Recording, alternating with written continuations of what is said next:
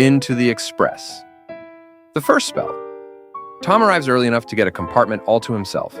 He sits next to the window and props Flamel's biography, The Alchemy of Life, open on his lap.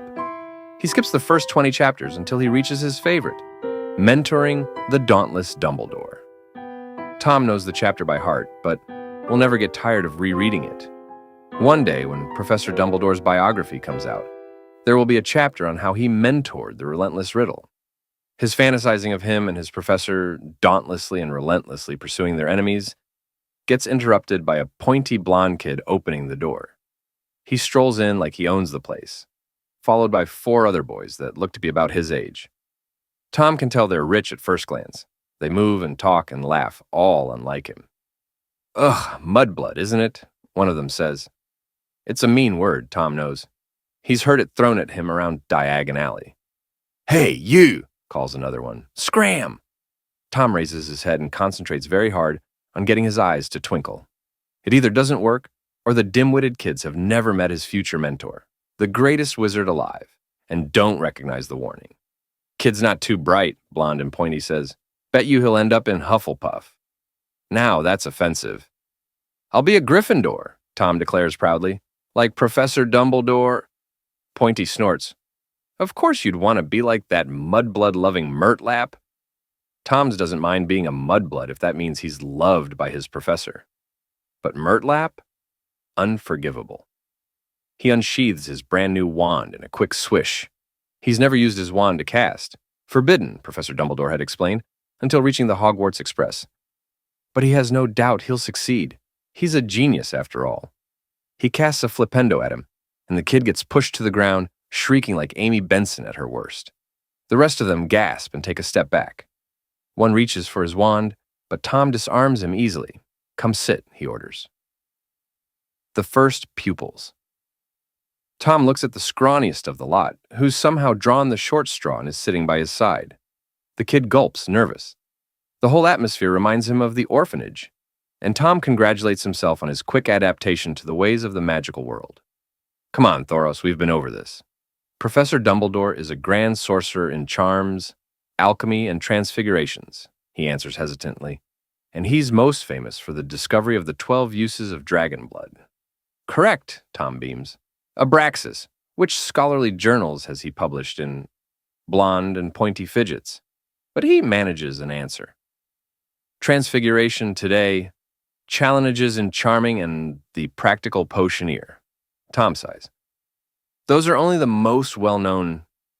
You've forgotten advancements in arithmancy, trending topics in transfiguration, modern takes on magical theory, and annals of alchemy. These kids are unfit of being taught by the greatest mind of the century.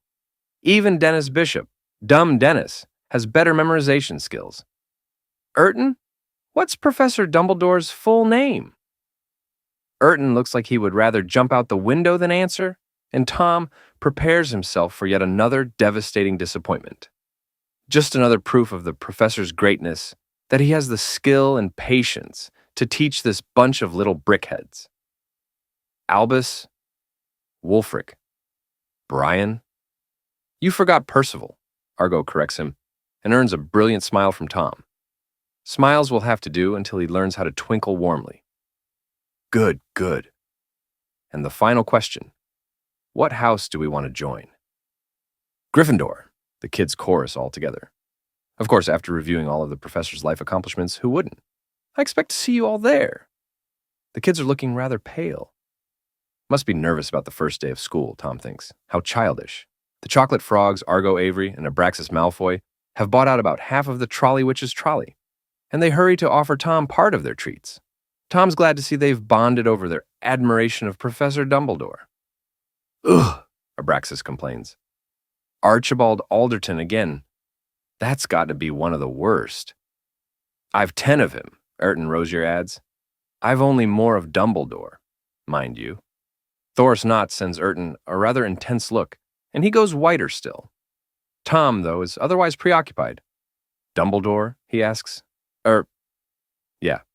His famous Wizards and Witches cards card. Tom eyes the chocolate frogs he's been ignoring in favor of salty treats. He takes one. Every boy in the tiny compartment is holding his breath. Tom has a hunch, though. Him and Professor Dumbledore are fated.